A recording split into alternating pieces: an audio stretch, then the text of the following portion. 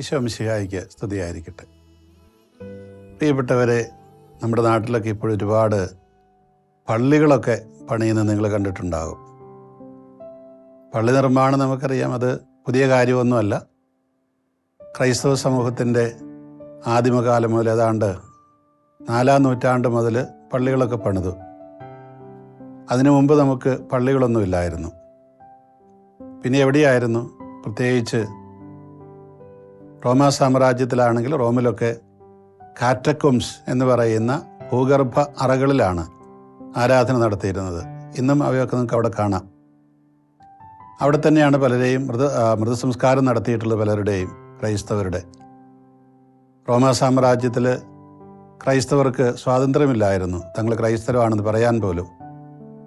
അതുകൊണ്ട് അവർ ആരും അറിയാതെ, രാജാവിൻ്റെ ചക്രവർത്തിയുടെ പോലീസൊന്നും അറിയാതെ, പട്ടാളം അറിയാതെ ഇപ്രകാരം ഭൂഗർഭ ആലയങ്ങളാണ് കൂടിയിരുന്നത്. പിന്നീട് റോമാ സാമ്രാജ്യത്തിൽ കോൺസ്റ്റന്റൈൻ ചക്രവർത്തി ക്രൈസ്തവ മതം ഔദ്യോഗിക മതമാക്കിയ ശേഷമാണ് അവിടെ പള്ളിയൊക്കെ പണിയാനായിട്ട് അനുവാദം കിട്ടിയത്.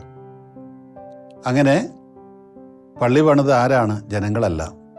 പള്ളി പണിത് മുഴുവൻ ഈ രാജാക്കന്മാരും പ്രഭുക്കന്മാരുമൊക്കെയാണ്. നിങ്ങൾ കേട്ടിട്ടുണ്ടാവും ബസലിക്ക. ബസലിക്ക എന്ന് പറഞ്ഞാൽ അത് ഗ്രീക്ക് വാക്കാണ്.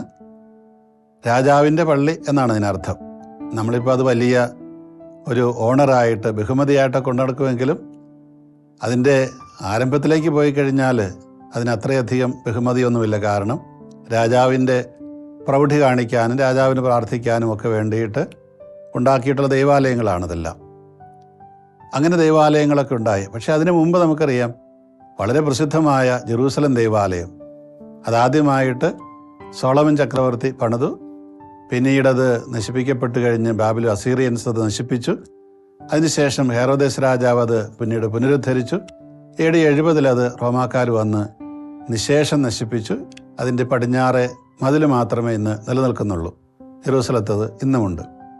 ഈ ദേവാലയ നിർമ്മാണത്തെക്കുറിച്ചാണ് എനിക്കിന്ന് നിങ്ങളോട് പറയുവാനുള്ളത്. നിങ്ങളുടെയൊക്കെ ഇടവകളിൽ ദേവാലയ നിർമ്മാണങ്ങൾ നടക്കുന്നുണ്ടാകാം. ഈ ദാവീദ് രാജാവാണ് ആദ്യമായിട്ട് ജെറൂസലത്ത് കർത്താവിനൊരു ആലയം പണിയണമെന്ന് ആഗ്രഹിച്ചത്. കാരണം മറ്റൊന്നുമല്ല, അദ്ദേഹം പറഞ്ഞു, ഞാനിങ്ങനെ കൊട്ടാരത്തിലൊക്കെ വസിക്കുന്നപ്പോൾ എൻ്റെ ദൈവം ഇപ്പോഴും ഒരു കൂടാരത്തിലാണ്, ഒരു ടെൻറ്റിലാണ് കഴിയുന്നത്. അത് ശരിയല്ല. ദൈവം കഴിയുമെന്ന് പറഞ്ഞ് ദൈവം ടെൻറ്റിൽ കഴിയുന്നുള്ള അർത്ഥത്തിലല്ല. ദൈവ സാന്നിധ്യത്തിൻ്റെ അടയാളമായിട്ടുള്ള ആ ഒരു സാക്ഷ്യപേടകം അതൊരു ടെൻറ്റിലാണ് ഇരിക്കുന്നത്. അതുകൊണ്ട് ദൈവത്തിന് ബലിയർപ്പിക്കാനും ഒക്കെ ആയിട്ട്, ഈ സാക്ഷ്യപേടകം സ്ഥാപിക്കാനും ഒക്കെ ആയിട്ട് ഒരു നല്ല ആലയം പണിയണം. എൻ്റെ ആലയത്തേക്കാൾ അല്ലെങ്കിൽ എൻ്റെ കൊട്ടാരത്തേക്കാളും മനോഹരമായത്. അങ്ങനെ ദാവീദിൻ്റെ കാലത്തുണ്ടായിരുന്ന നാഥാൻ പ്രവാചകനോട് ചോദിച്ചു, എങ്ങനെയാണ് ഞാനിങ്ങനെ, നീ ഒന്ന് ദൈവത്തോട് ചോദിച്ചു നോക്കിക്കേ.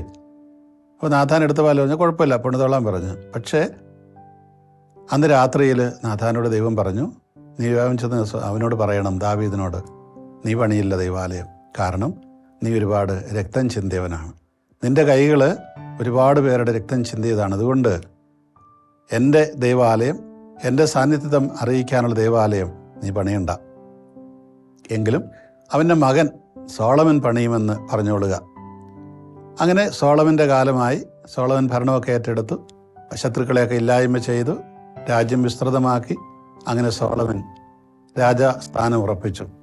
അപ്പോഴാണ് സോളമന് തോന്നി, ശരിയാണ്, എൻ്റെ പിതാവിനോട് ചെയ്ത വാഗ്ദാനമുണ്ടല്ലോ, നിൻ്റെ മകൻ അതെല്ലാം ചെയ്യുമെന്ന്, ദൈവാലയം പണിയുമെന്ന്. അങ്ങനെ സോളമൻ ദൈവാലയമെല്ലാം പണിയുകയാണ്. അപ്പോൾ ഈ പണിയുന്നതിനെക്കുറിച്ച് ഉള്ള ആലോചനയൊക്കെ വന്നു.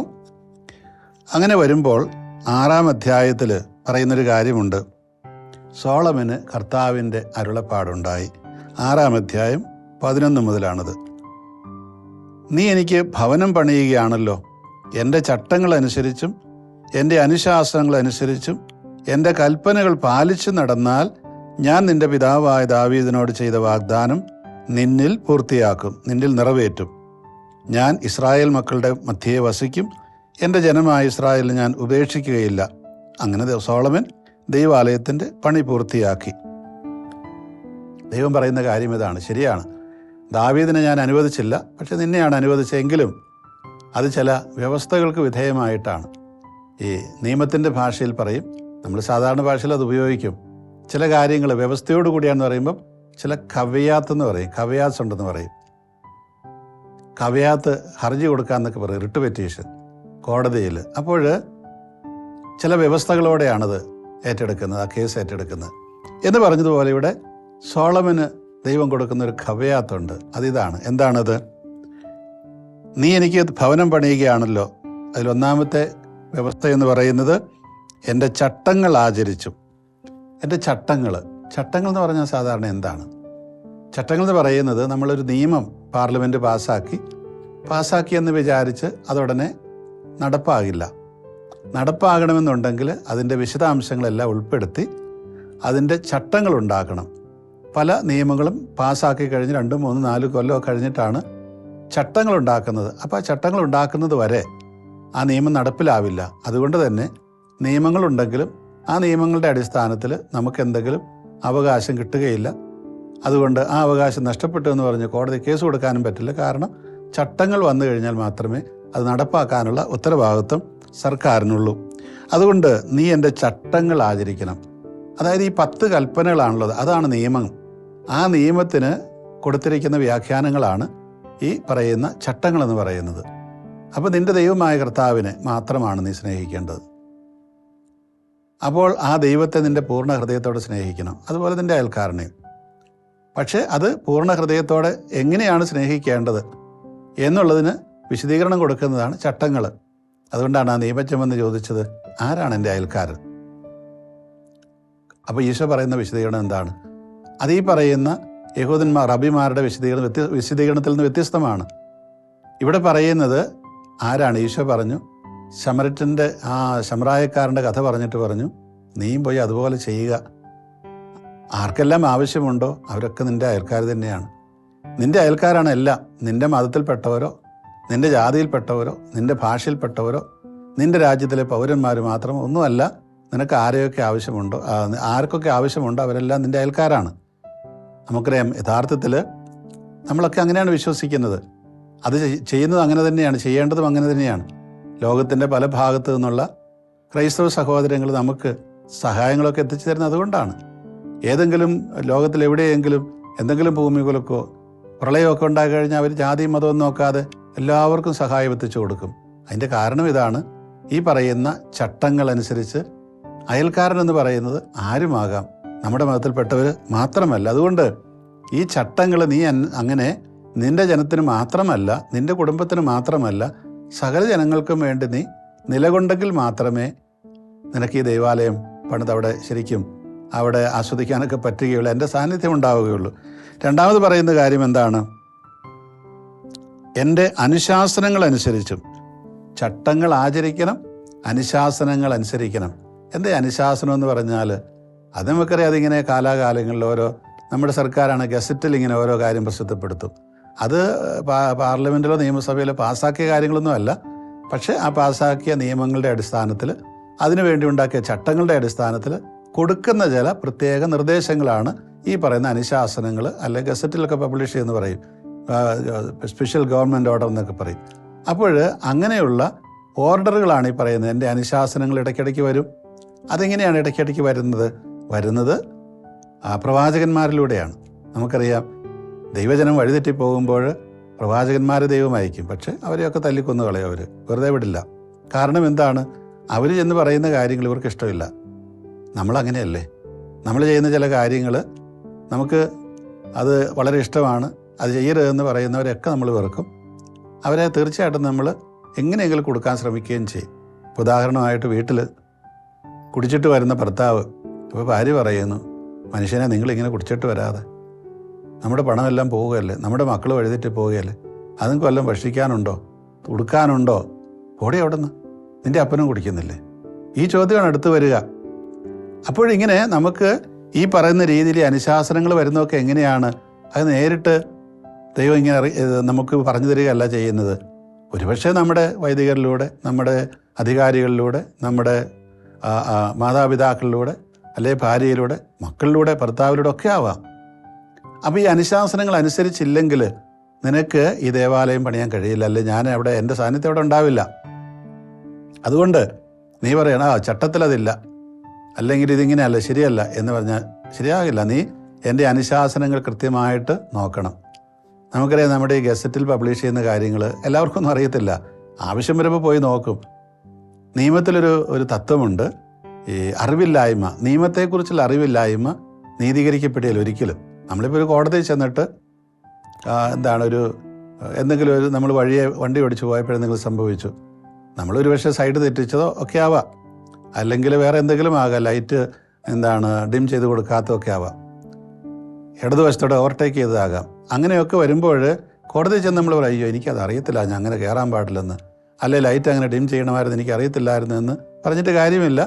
സ്വാഭാവികമായിട്ടും ശിക്ഷ മേടിക്കും. അതായത് നിയമത്തെക്കുറിച്ചുള്ള അജ്ഞത, അറിവില്ലായ്മ കോടതിയിൽ സ്വീകരിക്കപ്പെടുകയില്ല. ഇത് തന്നെയാണ് കർത്താവിൻ്റെ അനുശാസനങ്ങളെക്കുറിച്ചുള്ള നമ്മുടെ അജ്ഞത. അത് നമ്മളിൽ നിന്ന് പ്രതീക്ഷിക്കുന്നില്ല. നമ്മളെല്ലാം അറിയണമെന്നുള്ളതാണ്. നമ്മുടെ ഈ വേദപാഠവും വചനവായനയൊക്കെ അതിനു വേണ്ടിയിട്ടാണ്. എല്ലാ പ്രസ്ഥാനം ഈ പറയുന്ന നമ്മളുടെ കൺവെൻഷനുകളും ധ്യാനങ്ങളും എല്ലാം ഇതിനു വേണ്ടിയിട്ടാണ്.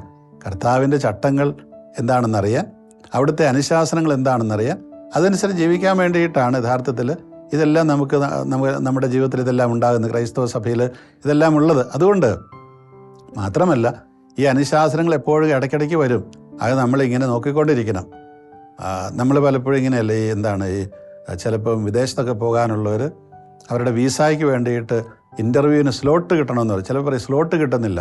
ചില രാജ്യങ്ങളിലേക്കൊക്കെയുള്ള വീസയ്ക്ക് 4 കൊല്ലമൊക്കെ കാത്തിരിക്കേണ്ടി വരുന്നത്. അപ്പോൾ അവരിങ്ങനെ കണ്ണിൽ എണ്ണ ഒഴിച്ച് രാവും പകലും നോക്കിയിരിക്കുകയാണ്, എപ്പോഴാണ് ഒരു സ്ലോട്ട് കിട്ടുന്നത്, അല്ലെങ്കിൽ അത് തുറക്കുന്നത്. അന്നേരം തന്നെ അത് കയറി ആ പേര് രജിസ്റ്റർ ചെയ്യാൻ വേണ്ടിയിട്ട്, ആ സ്ലോട്ട് ബുക്ക് ചെയ്യാൻ വേണ്ടിയിട്ട് എന്ന് പറഞ്ഞതുപോലെ ദൈവത്തിൻ്റെ അനുശാസനങ്ങൾ വരുന്നത് ഇങ്ങനെ കണ്ണിൽ എണ്ണയും ഒഴിച്ച് നോക്കിയിരുന്നാൽ മാത്രമേ നമുക്ക് കാണാൻ പറ്റുകയുള്ളൂ. നമ്മളിങ്ങനെ അനുദിന ജീവിതത്തിലുള്ള വ്യഗ്രതകളുമായിട്ട് നടന്നു കഴിഞ്ഞാൽ അതൊന്നും കാണാൻ പറ്റില്ല. ഇത് തന്നെയാണ് ദൈവം പറഞ്ഞത്. അതുകൊണ്ട് എൻ്റെ അനുശാസനങ്ങൾ എപ്പോഴൊക്കെ വരുന്നത് നിങ്ങൾ കൃത്യമായിട്ട് അറിയണമെന്നുള്ളതാണ്, ചട്ടങ്ങളും അനുശാസനങ്ങളും. വീണ്ടും പറയുകയാണ്, എൻ്റെ കൽപ്പനകൾ പാലിച്ച് നടന്നാൽ. ഈ കൽപ്പനകളെന്ന് പറഞ്ഞാൽ എല്ലാം ഇതൊക്കെ തന്നെയാണ്, നിയമങ്ങളാണ് കൽപ്പനയിൽ വരുന്നത്. അതുപോലെ തന്നെ ചില പ്രത്യേക സന്ദർഭങ്ങളിൽ ദൈവം കൊടുക്കും, ഇതിങ്ങനെ തന്നെ വേണം എന്ന് പറയും. അപ്പോൾ ഈ കൽപ്പനകൾ, ചട്ടങ്ങൾ, നിയമങ്ങൾ, അനുശാസനങ്ങൾ എല്ലാം പൊതുവായിട്ട് പറഞ്ഞ ദൈവത്തിൻ്റെ വഴികളാണ്. ഈ വഴികളിലൂടെ എല്ലാം നമ്മൾ നടന്നേ മതിയാകും. അപ്പോൾ നീ എനിക്ക് ഭവനം പണിയുകയാണല്ലോ, എൻ്റെ ചട്ടങ്ങൾ ആചരിച്ചും എൻ്റെ അനുശാസനങ്ങൾ അനുസരിച്ചും എൻ്റെ കൽപ്പനകൾ പാലിച്ചും നടന്നാൽ ഞാൻ നിൻ്റെ പിതാവായ ദാവീദിനോട് ചെയ്ത വാഗ്ദാനം നിന്നിൽ നിറവേറ്റും. പിതാവായ ദാവീദിനോട് ചെയ്ത വാഗ്ദാനം എന്താണ്? അത് നമുക്കറിയാം. അത് ദാവീദിനോട് ചെയ്തത് വാഗ്ദാനം, നിനക്ക് ശേഷം നിൻ്റെ സിംഹാസനത്തിലിരിക്കാൻ ഞാനൊരു പുത്രനെ തരും. ആ പുത്രൻ്റെ ഭരണത്തിന് അന്ത്യമുണ്ടാവുകയില്ല. വ്യവസ്ഥയുണ്ട്, കവയാട്ടുണ്ട് അതിന്. അതായത് ഇങ്ങനെയൊക്കെ ചട്ടങ്ങളും നിയമങ്ങളും അനുശാസനങ്ങളും എല്ലാം അനുസരിച്ചെങ്കിൽ മാത്രമേ നിൻ്റെ പുത്രൻ അവിടെ നിൻ്റെ സിംഹാസനത്തിലിരിക്കുകയുള്ളൂ, അല്ലെ അവനും പോകേണ്ടി വരും. അതുകൊണ്ട് ഇതെല്ലാം അനുസരിച്ച് കൽപ്പനകൾ പാലിച്ചും നടന്നാൽ ഞാൻ നിൻ്റെ പിതാവായ ദാവീദിനോട് ചെയ്ത വാഗ്ദാനം നിന്നിൽ നിറവേറ്റും. മറ്റു വാക്കിൽ പറഞ്ഞാൽ ഞാൻ നിറവേറ്റില്ല, അല്ലെങ്കിൽ അത് തന്നെ. വീണ്ടും പറയുകയാണ് 13-ാം വാക്യം, ഞാൻ ഇസ്രായേൽ മക്കളുടെ മധ്യേ വസിക്കും, എൻ്റെ ജനമായ ഇസ്രായേലിനെ ഞാൻ ഉപേക്ഷിക്കുകയില്ല. എൻ്റെ മക്കളായ ഇസ്രായേലിൻ്റെ മധ്യേ ഞാൻ വസിക്കും. അതും വ്യവസ്ഥയ്ക്ക് വിധേയമായിട്ടാണ്. സോളമൻ മാത്രമല്ല, ഈ ജനവും ദൈവത്തിൻ്റെ ചട്ടങ്ങളും നിയമങ്ങളും അനുശാസനങ്ങളും കൽപ്പനകളും എല്ലാം അനുസരിച്ച് നടന്നാൽ മാത്രമേ അവരുടെ ഇടയിൽ ഞാൻ വസിക്കുകയുള്ളൂ. പള്ളി പണിതെന്ന് വിചാരിച്ച് മാത്രം ദൈവം അവിടെ വസിക്കണമെന്നൊരു നിർബന്ധവും ഇല്ല. ഒരിക്കൽ ഒരു സ്ഥലത്തൊരു പുതിയ പള്ളിയൊക്കെ വെച്ചു. പള്ളി വെച്ച് കഴിഞ്ഞപ്പോൾ എല്ലാം വെഞ്ചരിച്ച് കഴിഞ്ഞ് അവിടുത്തെ കൈക്കാരന്മാർ വന്ന് പറഞ്ഞു, ഇങ്ങനെ നമുക്ക് ഈ പള്ളിയിൽ നിത്യാരാധന നടത്തണം. അപ്പോൾ അതിന് വേണ്ടിയിട്ട് ഒരു സിസ്റ്റേഴ്സിൻ്റെ ഒരു കോൺഗ്രിഗേഷൻ ഇവിടെ വരണം. അപ്പോൾ ഞാൻ അവരോട് ചോദിച്ചു, അപ്പോൾ നിങ്ങളുടെ പണി എന്നതാ? നിങ്ങൾ ദൈവത്തെ ആരാധിക്കാനല്ലേ ഈ പള്ളി വെച്ചത്, അതോ ഇവിടെ നിങ്ങൾ സിസ്റ്റേഴ്സിനെ കൊണ്ടുവന്ന് ആരാധിക്കാൻ വേണ്ടിയിട്ടാണോ? നമുക്കൊരു പണി ചെയ്യാം, ഇവിടെ ഇത്രയും കുടുംബങ്ങളില്ലേ, ഓരോ ദിവസവും ഒരു കുടുംബത്തിലെ 2 വന്നാൽ മതി. അങ്ങനെ നിങ്ങൾ ദൈവത്തെ ആരാധിക്കുക. അങ്ങനെ ആരാധിക്കുമ്പോൾ ആ ദൈവം, നമ്മുടെ ദൈവം നിങ്ങളുടെ കൂടെ ഉണ്ടാവും. വല്ലയിടത്തുനിന്നും വരുന്ന സിസ്റ്റേഴ്സ്, അവർക്ക് വേറെ സ്ഥലമൊക്കെ ഉണ്ട് ആരാധിക്കാനായിട്ട്. അപ്പോൾ നമ്മളിങ്ങനെ പള്ളി പണിതിട്ട് വല്ലവരെ കൊണ്ടും ആരാധിപ്പിക്കാൻ വേണ്ടിയിട്ടാണ്. അങ്ങനെ ആരാധിപ്പിച്ചാൽ ദൈവം അവരുടെ കൂടെ നിൽക്കുകയുള്ളൂ, നമ്മുടെ കൂടെ നിൽക്കില്ല. ഇവിടെ സോളമനോട് പറയുന്നത് അത് തന്നെയാണ്. ഇങ്ങനെയൊക്കെ ചെയ്താൽ ഇസ്രായേൽ മക്കളുടെ മധ്യേ ഞാൻ വസിക്കും. ചുരുക്കത്തിൽ ഈ സോളമൻ പോലും അവൻ്റെ അവൻ്റെ ജീവിതത്തിൽ ദൈവത്തിൻ്റെ കൽപ്പന അനുസരിച്ചില്ലെങ്കിൽ അവന് മാത്രമല്ല പ്രശ്നം ഉണ്ടാവുക, പ്രത്യേക അവൻ്റെ ജനതയ്ക്കും ഉണ്ടാകും. ആ ജനത്തിൽ നിന്ന് ദൈവം പോകും. ചുരുക്കം അതാണ്, ആ ദൈവാലയത്തിൽ നിന്ന് ദൈവം പോകും. നിന്റെ പിതാവായ ദാവീദിനോട് ചെയ്ത വാഗ്ദാനം നിന്നിൽ നിറവേറ്റും. ഞാൻ ഇസ്രായേൽ മക്കളുടെ മധ്യേ വസിക്കും. എൻ്റെ ജനമായ ഇസ്രായേലിനെ ഞാൻ ഉപേക്ഷിക്കുകയില്ല. സോളമൻ ദൈവാലയത്തിൻ്റെ പണി പൂർത്തിയാക്കി. അപ്പോൾ അങ്ങനെ പണിയെല്ലാം പൂർത്തിയാക്കി. എന്നിട്ട് വീണ്ടും ഇതെല്ലാം ആവർത്തിക്കും. 9-ാം അധ്യായത്തിൽ വീണ്ടും പറയുന്നൊരു കാര്യമുണ്ട്. 6-ാം വാക്യം മുതൽ, നീയോ നിൻ്റെ മക്കളോ എന്നെ ഉപേക്ഷിച്ച് എൻ്റെ കൽപ്പനകളും നിയമങ്ങളും പാലിക്കാതെ അന്യദേവന്മാരെ സേവിക്കുകയും ആരാധിക്കുകയും ചെയ്താൽ ഞാൻ നൽകിയിരിക്കുന്ന ദേശത്ത് നിന്ന് ഇസ്രായേലിനെ ഞാൻ വിച്ഛേദിക്കും. എനിക്ക് വേണ്ടി ഞാൻ വിശുദ്ധീകരിച്ച ഈ ആലയം എൻ്റെ മുമ്പിൽ നിന്ന് ഞാൻ നീക്കിക്കളയും. ഇസ്രായേൽ സകല ജനതകളുടെയും ഇടയിൽ പരിഹാസപാത്രവും പഴമൊഴിയുമായി പരിഗണിക്കും. ഈ ആലയം നാശകൂമ്പാരമായി തീരും. അടുത്തുകൂടെ കടന്നു പോകുന്നവർ സ്തബ്ധരായി ചോദിക്കും, ഈ ദേശത്തോടും ആലയത്തോടും എന്തുകൊണ്ടാണ് കർത്താവ് ഇങ്ങനെ ചെയ്തത്? തങ്ങളുടെ പിതാക്കന്മാരെ ഈജിപ്തിൽ നിന്ന് മോചിപ്പിച്ച ദൈവമായ കർത്താവിനെ അവർ ഉപേക്ഷിക്കുകയും അന്യദേവന്മാരുടെ പിന്നാലെ പോയി. അതുകൊണ്ടാണ് അവരെ ആരാധിക്കുകയും സേവിക്കുകയും ചെയ്തതുകൊണ്ടാണ് കർത്താവ് അവർക്ക് ഈ നാശം വരുത്തിയതെന്ന് അവർ തന്നെ ഉത്തരവും പറയും. ആര്? കടന്നു പോകുന്ന പുറജാതിക്കാർ, മറ്റ് ജാതിക്കാർ നമ്മളെ നോക്കിയിട്ട് പറയും, എന്തുകൊണ്ട് ഈ ദേവാലയത്തിൽ ദൈവത്തിൻ്റെ സാന്നിധ്യം ഇല്ലാതെ പോയി എന്ന് അവർ ചോദിക്കുന്നു. അവർ തന്നെ ഉത്തരവും പറയും. എന്തുത്തരം പറയും? ഈ പറഞ്ഞതൊക്കെ തന്നെ. അവർ തങ്ങളുടെ പിതാക്കന്മാരെ ഈജിപ്തിൽ നിന്ന് മോചിപ്പിച്ച ദൈവമായ കർത്താവിനെ അവർ ഉപേക്ഷിച്ചു. അതാണ് പ്രശ്നം. 1. 2, അന്യദേവന്മാരുടെ പിന്നാലെ പോയി. 3, അവരെ ആരാധിച്ചു, സേവിച്ചു. അങ്ങനെയൊക്കെ ചെയ്തുകൊണ്ടാണ് ദൈവം ഇങ്ങനെയാക്കിയത്. നിങ്ങൾക്കറിയാം, ഈ ഹെരോദസ് രാജാവ് പുനരുദ്ധരിച്ച സോളമൻ രാജാവിൻ്റെ ദേവാലയം, ആ ദേവാലയത്തിലാണ് ഈശോയും അപ്പസ്തോലന്മാരുമൊക്കെ പ്രാർത്ഥിക്കാനൊക്കെ പോയിരുന്നത്. ഒരു ദിവസം ഈ ദേവാലയത്തിൽ ചെന്നപ്പോൾ പത്രോസും കൂട്ടരും ഈ ദേവാലയത്തിന് പണികൾ കാണിച്ചു. എന്നിട്ട് പറഞ്ഞു, എന്തൊരു മനോഹരമായ പണികളാണ്, എന്തൊരു മനോഹരമായ കല്ലുകൾ, നല്ല ചെത്തി മിനുക്കി മനോഹരമാക്കിയ കല്ലുകളൊക്കെ, അതിൻ്റെ തൂണുകൾ, അതിൻ്റെ തുലാങ്ങൾ എല്ലാം.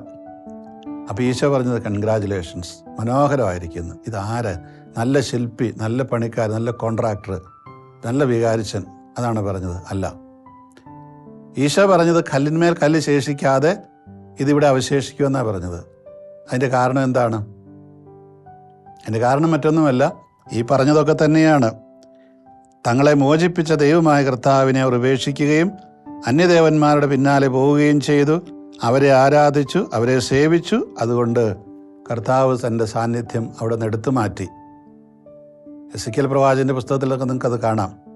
ദൈവത്തിൻ്റെ സാന്നിധ്യം ദേവാലയത്തിൽ നിന്ന് അകന്നു പോയത്. ഈശോ തന്നെ ചെന്ന് ആ ദേവാലയത്തിലുണ്ടായിരുന്ന കച്ചവടക്കാരെയൊക്കെ അടിച്ചോടിക്കുന്നത്, അവരുടെ നാണയ മാറ്റക്കാരുടെ മേശകൾ മറിച്ചിടുന്നത്, പ്രാവുകളെയൊക്കെ എടുത്തുകൊണ്ട് പോകാൻ പറയുന്നത്, ഇതെല്ലാം നമ്മൾ കാണുന്ന കാഴ്ചകളാണ്. ദൈവാലയം കച്ചവട സ്ഥലമാക്കി കള്ളന്മാരുടെ ഗുഹയാക്കി തീർത്തു. ഈ അവസ്ഥയിൽ കള്ളന്മാരുടെ കൂടെ ദൈവത്തിനിരിക്കാൻ പറ്റുമോ? പറ്റുകയില്ല, ഒരിക്കലും പറ്റില്ല. അതുകൊണ്ട് തന്നെ ദൈവത്തിൻ്റെ സാന്നിധ്യം അവിടെ നിന്ന് ഇല്ലാതായി.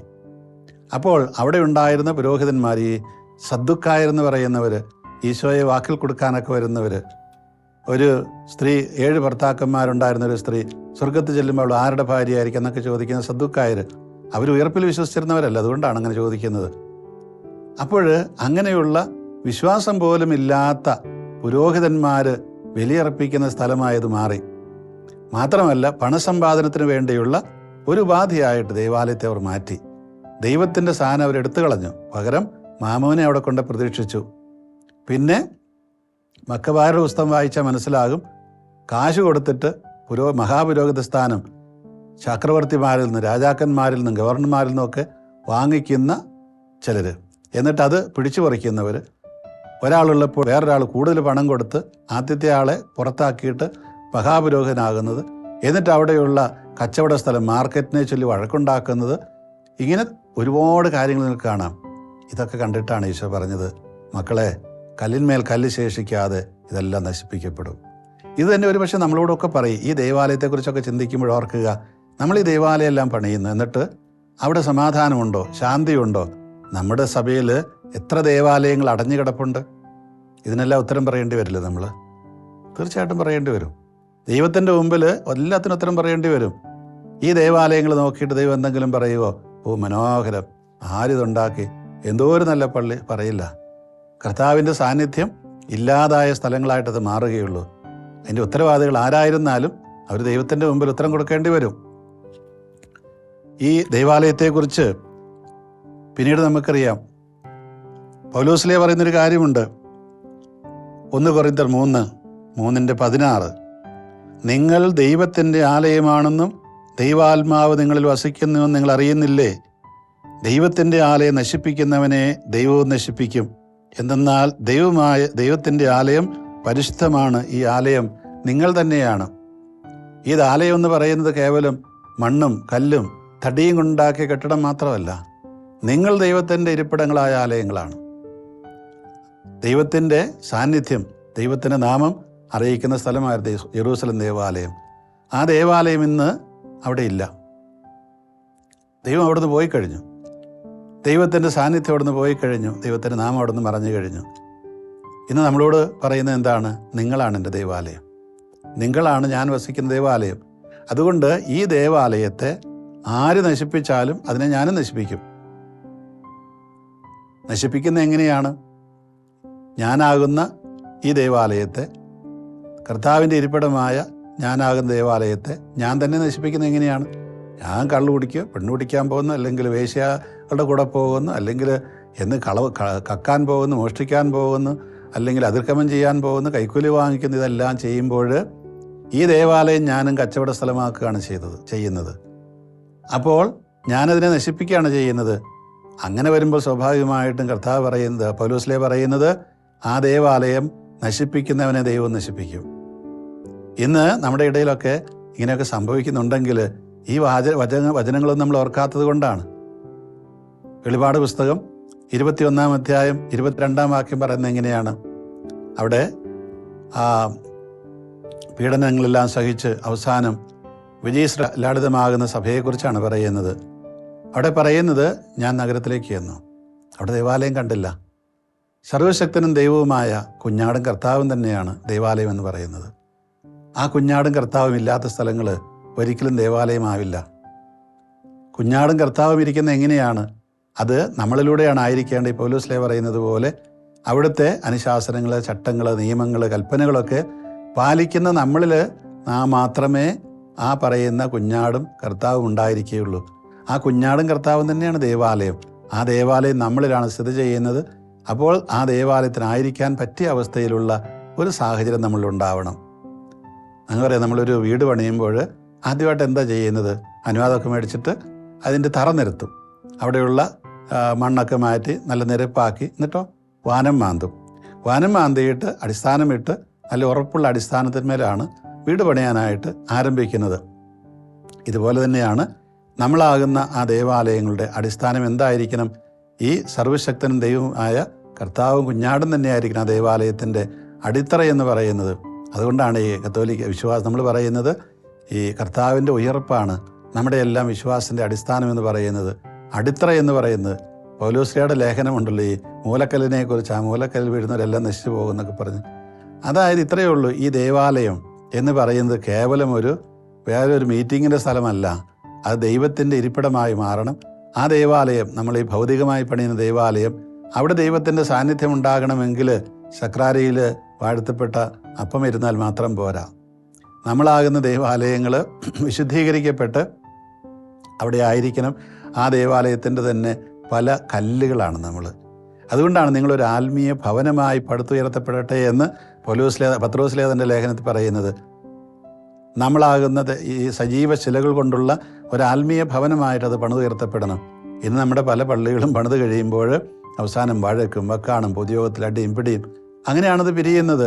പിന്നെ അതിൻ്റെ പേരിലുള്ള എന്തെല്ലാം വഴക്കുകളും കേസുകളും ഒക്കെയാണ്. അപ്പോൾ നമ്മുടെ ഈ ദൈവാലയങ്ങളിൽ ദൈവത്തിൻ്റെ സാന്നിധ്യം ഉണ്ടോ എന്ന് നോക്കുക. ഇനി സോളമൻ്റെ കാര്യത്തിലേക്ക് ഒന്ന് തിരിച്ചു വരാം. എന്താണ് അവന് പറ്റിയത്? അവൻ പണിത ആ ദേവാലയത്തിൽ നിന്ന് എങ്ങനെയാണ് ദൈവം പോയതെന്ന് നോക്കുക. 11 അധ്യായം രാജാക്കന്മാരുടെ പുസ്തകം പറയുന്ന ഇപ്രകാരമാണ്. സോളമൻ്റെ അധപതനത്തെക്കുറിച്ചാണ്. സോളമൻ രാജാവ് അനേകം വിദേശ വനിതകളെ പ്രേമിച്ചു. ഫറവോയുടെ മകളെയും മോവാബ്യർ, അമ്മോന്യർ, ഏദോമ്യർ, സീദോന്യർ, ഹിത്യർ എന്നീ അന്യവംശങ്ങളിൽപ്പെട്ട സ്ത്രീകളെയും ഭാര്യമാരായി സ്വീകരിച്ചു. നിങ്ങൾ അവരുമായി വിവാഹബന്ധത്തിൽ ഏർപ്പെടരുത്. അവർ നിങ്ങളുമായും അവർ നിങ്ങളുടെ ഹൃദയങ്ങളെ തങ്ങളുടെ ദേവന്മാരിലേക്ക് വശീകരിച്ച് കളയും എന്ന് അവരെക്കുറിച്ച് കർത്താവ് അരുളി ചെയ്തിരുന്നു. സോളമനാകട്ടെ അവരെ അഗാധമായി പ്രേമിച്ചു. അവന് രാജ്യസ്ഥാനമുള്ള 700 ഭാര്യമാരും 300 ഉപധാര്യകളും ഉണ്ടായിരുന്നു. ഇത് കേട്ടോണ്ട് ഇന്നാരും അങ്ങനെ പോയേക്കരുത് കേട്ടോ, അത് പ്രശ്നമാണ്. കർത്താവ് വളരെ വ്യക്തമായിട്ട് പറഞ്ഞു വിവാഹത്തിൻ്റെ പരിഭാവനതയെക്കുറിച്ച്. നമ്മൾ അതിലേക്കാണ് പോകുന്നത്. അവർ അവൻ്റെ ഹൃദയം വ്യതിചലിപ്പിച്ചു. സോളമന് വാർദ്ധക്യമായപ്പോൾ ഭാര്യമാർ അവൻ്റെ ഹൃദയത്തെ അന്യദേവന്മാരിലേക്ക് തിരിച്ചു. പിതാവായ ദാവീദ് ദൈവമായ കർത്താവിനോട് വിശ്വസ്തനായിരുന്നത് പോലെ അവൻ അവിടുത്തോട് പരിപൂർണ വിശ്വസ്തത പാലിച്ചില്ല. സോളമൻ സീദോന്യരുടെ ദേവിയായ അസ്താർത്തയെയും അമ്മോന്യരുടെ മ്ലേച്ഛ വിഗ്രഹമായ മിൽക്കോമിനെയും ആരാധിച്ചു. അങ്ങനെ അവൻ കർത്താവിൻ്റെ മുമ്പിൽ അനിഷ്ടം പ്രവർത്തിച്ചു. അപ്പോൾ രാജാവാണ് ഇതെല്ലാം ചെയ്യുന്നത്. പക്ഷെ അതുകൊണ്ട് എന്താണ് കുഴപ്പം? ജനതയാണ് സഫർ ചെയ്യാൻ പോകുന്നത്, വിഷമിക്കാൻ പോകുന്നത്. ഇതെല്ലാം ദൈവം കൃത്യമായിട്ട് പറഞ്ഞിരുന്നു.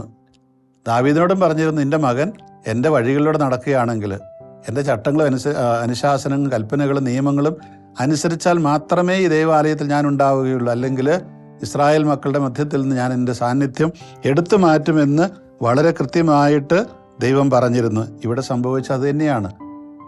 സോളമന് ഭാര്യമാരുടെ എണ്ണം പോരാഞ്ഞിട്ട് അവൻ അന്യ വിശ്വാസങ്ങളിൽപ്പെട്ടവരെല്ലാം കൊണ്ടുവന്നു. എന്നിട്ടോ അവർക്കെല്ലാം അവരവരുടേതായ ദൈവാലയങ്ങൾ പണിതു. സ്വാഭാവികമായിട്ടും ഭാര്യമാരും അവരുടെ മക്കളുമൊക്കെ അവർ വിശ്വസിക്കുന്ന ആ ദൈവത്തിൻ്റെ ആലയത്തിൽ പോകാനായിട്ട് ഭർത്താവിനെ അല്ലെങ്കിൽ അപ്പനെ നിർബന്ധിക്കും. സോളമൻ പോയി. അപ്പോൾ എന്താണ് ഒരു സർവ്വമത പ്രാർത്ഥന? സോളമൻ പറഞ്ഞു, എല്ലാം തുല്യ ദൈവങ്ങളാണ്, എല്ലാവരും ഒരേ വഴിയിലൂടെയാണ് പോകുന്നത്. അപ്പോൾ നമ്മളെല്ലാം ഒരേ ദൈവത്തെങ്കിലേക്കാണ് പോകുന്നത്. അതുകൊണ്ട് എല്ലാവർക്കും തുല്യമായിട്ട് എല്ലായിടത്തും പോയി ആരാധിക്കാം. പക്ഷെ അതേക്കുറിച്ചാണ് ദൈവം പറയുന്നത്, അവൻ്റെ ഹൃദയം വ്യതിചലിപ്പിച്ചു. എവിടുന്ന്? യഥാർത്ഥ ദൈവത്തിൽ നിന്ന് അവൻ്റെ ഹൃദയത്തെ അവർ വ്യതിചലിപ്പിച്ചു. ഈ ഭാര്യമാർ പറഞ്ഞാൽ കേൾക്കാതിരിക്കാൻ പറ്റുമോ? നമ്മൾ കുട്ടികളൊക്കെ വിവാഹത്തെക്കുറിച്ചൊക്കെ ചിന്തിക്കുമ്പോൾ എനിക്കിഷ്ടമുള്ള ഒരാൾ കല്യാണം കഴിക്കാൻ പാടില്ലേ എന്നൊക്കെ ചോദിക്കും. പക്ഷേ ഇതാണ് അതിൻ്റെ കാരണം. നിങ്ങളുടെ ഹൃദയത്തെ നിങ്ങളുടെ പങ്കാളി വ്യതിചലിപ്പിക്കും. നിങ്ങളുടെ യഥാർത്ഥ വിശ്വാസത്തിൽ നിന്ന് നിങ്ങളെ വ്യതിചലിപ്പിക്കും. അതിലുണ്ടാകുന്ന മക്കളെ വ്യതിചലിപ്പിക്കും. അങ്ങനെ വ്യതിചലിപ്പിച്ച് നിങ്ങൾ ഈ സോളമനെ പോലെ വീഴാൻ ഇടയാകും. നിങ്ങളാകുന്ന ദൈവാലയത്തെ നിങ്ങൾ നശിപ്പിക്കും. ആ ദൈവാലയത്തിൽ ദൈവത്തിൻ്റെ സാന്നിധ്യമില്ലാതാകും. അതുകൊണ്ടൊക്കെയാണ് ഈ പറയുന്നത്. മാത്രമല്ല, നമുക്ക് ക്രൈസ്തവരെന്ന നിലയിൽ വലിയൊരു ദൗത്യമുണ്ട്. കർത്താവിൻ്റെ ഭൗതിക ശരീരമാണ് നമ്മൾ. ഈ ശരീരമാണ് കർത്താവിൻ്റെ രക്ഷാകര പ്രവൃത്തി ലോകാവസാനം വരെ ഈ ലോകത്തിൽ തുടരേണ്ടവർ. അപ്പോൾ അങ്ങനെ തുടരേണ്ടവർ അവർ പരിപൂർണമായിട്ടും ആ കാര്യത്തിൽ വ്യാപൃതരാകാൻ കഴിയണമെന്നുണ്ടെങ്കിൽ ഭാര്യയും ഭർത്താവും കുഞ്ഞുങ്ങളുമെല്ലാം ഈ വിശ്വാസത്തിൽ നിലനിൽക്കണം. യഥാർത്ഥമായ ദൈവത്തിൻ്റെ കൂടെ നിന്നില്ലെങ്കിൽ തീർച്ചയായിട്ടും അവർ ഈ ദേവാലയം നശിപ്പിക്കപ്പെട്ടതുപോലെ നശിപ്പിക്കപ്പെടും. അതാണ് ഈ കർത്താവ് പറഞ്ഞു വരുന്നത്. ചുരുക്കത്തിൽ ഈ സോളമനെ ഇപ്രകാരം യഥാർത്ഥ ദേവാലയത്തിൽ നിന്ന് തൻ്റെ മനസ്സ് തിരിച്ചത് ആരാണ്? ഈ ഭാര്യമാരാണ്. അഗാധമായി പ്രേമിച്ചു എന്നാണ് പറയുന്നത് ഇവരെല്ലാം. അതുകൊണ്ടാണ് കർത്താവ് പറഞ്ഞത്, എന്നേക്കാൾ കൂടുതലായിട്ട് ആരെയെങ്കിലും സ്നേഹിക്കുന്നുണ്ടെങ്കിൽ അവനാരും എൻ്റെ ശിഷ്യനായിരിക്കും യോഗ്യനല്ല. ഈ ദേവാലയങ്ങളൊക്കെ പണിയുമ്പോൾ നമ്മൾ ഓർക്കണം, ദൈവത്തിൻ്റെ സാന്നിധ്യം അവിടെ ഉണ്ടാകണമെന്നുണ്ടെങ്കിൽ ഒരുപാട് കാര്യങ്ങൾ നമ്മൾ പാലിച്ചേ മതിയാകും. മനോഹരമായ ദേവാലയം പണിതിട്ട് അതിൻ്റെ ഭംഗി കണ്ട് നമ്മൾ അഹങ്കരിച്ചിട്ട് കാര്യമല്ല. സോളമനെ പോലെ പ്രാർത്ഥിക്കാൻ കഴിയണം. സ്വർഗത്തിന് പോലും നിന്നെ ഉൾക്കൊള്ളാൻ കഴിയുന്നില്ല. പിന്നെയാണോ ഞാൻ പണിത ഈ കൊച്ചു ദേവാലയം? ഇതെന്താണ്? നിന്റെ സ്ഥാനത്തെ ഓർക്കാൻ വേണ്ടിയുള്ളൊരു സ്ഥലം. പ്രിയമുള്ളവരെ, നമ്മുടെ ദേവാലയത്തെക്കുറിച്ച് നമ്മൾ അഹങ്കരിക്കുമ്പോൾ ഓർക്കുക, ദൈവത്തിൻ്റെ സാന്നിധ്യം ഓർക്കാനും അവിടെ നിന്ന് പാപമോചനം നേടാനുമൊക്കെയുള്ള ഒരു സ്ഥലം മാത്രമാണത്. അതിലുപരിയായിട്ട് അതിൻ്റെ പവിത്രതയുണ്ട്. ആ പവിത്രത നമ്മൾ പാലിക്കുക. എങ്കിൽ മാത്രമേ ദേവാലയത്തിന് അതിൻ്റെ ദൗത്യം പൂർത്തിയാക്കാൻ കഴിയുകയുള്ളൂ. നമ്മുടെ ദേവാലയങ്ങൾ അങ്ങനെയായി മാറട്ടെ. ഈശോ മിശിഹായ്ക്ക് സ്തുതിയായിരിക്കട്ടെ.